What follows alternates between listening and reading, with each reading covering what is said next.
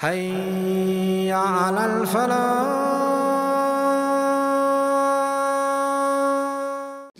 That's another very important question. Also, the same introduction that I would like to say is that the answers for these questions have to be from revelation, because we don't know. So it has to be from revelation. If someone has given you an answer and it's not from revelation, it's a problem. So getting back to what happens to the soul leaves the body. The hadith speaks of it getting to a place known as barzakh. Barzakh is a place where these arwah are kept, these ruhs or these souls are kept, waiting for the last day.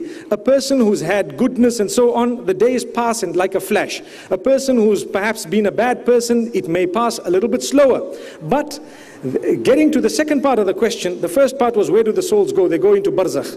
What exactly is the whole description of barzakh? I have to stop where the Quran and the Sunnah have stopped. We cannot describe beyond a certain point. I will tell you, look, it's a waiting place. The souls do not come back to greet the family members every year. You need to know that. Some people say, okay, every year the soul comes back, salam alaikum, how are you? Some people say the soul comes back to us and cleans the home. And some people say the soul comes back and does this and does that, and I feel it. Those are, jinn sometimes. Those are the devil sometimes. Those are the qareen sometimes. That's something else. Those are spirits, known as spirits in some traditions. But it's not the soul we're talking about. It's not the individual. They don't come back to you and say, hey, how's it guys? Salam alaikum. I remember one person says, I can make your grandfather talk to you. And then the brother says, I went to the man and I said, okay, let me talk to him. And he says, I heard my grandfather's voice. I promise you it was my grandfather. Brother, they are fooling you with the jinn. They're fooling you with all these qareens. Don't be fooled. The souls are gone to a place known as barzakh. That's it.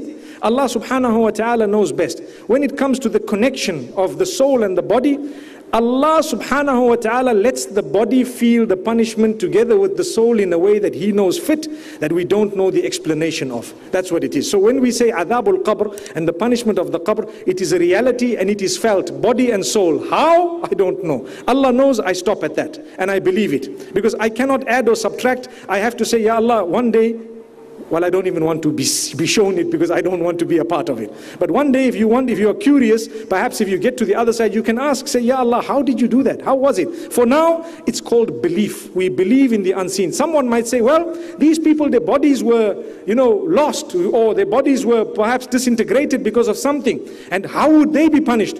Well, I still believe if Allah wants, He will do it, and He will do it exactly that way. How He does it, He knows best. That's how we stop. In this way, you protect yourself, you protect your iman. When we want to go into deep details that are not in the Quran and the Sunnah of Rasulullah ﷺ regarding imaniyat and matters of belief, we tend to burn our fingers. When we burn our fingers by starting to add extra, cream on the cake and something which is not supposed to be, that's when we falter. May Allah subhanahu wa ta'ala guide us, and may He make us from amongst those who do not become so inquisitive that we start asking questions that are part and parcel of where we're supposed to have stopped in terms of belief. May Allah subhanahu wa ta'ala help us. I just want to clarify that last point. What this means is, yes, you are allowed to ask questions, and you're allowed to ask any question you want under the sun. But if the answer of the question is not found in revelation, and that question is connected to belief, then just stop there and say, look, Allah knows best. That's it. And you will save yourself. Wa sallallahu ala nabina Muhammad. Jazakallah khair. Thank you so much, sister.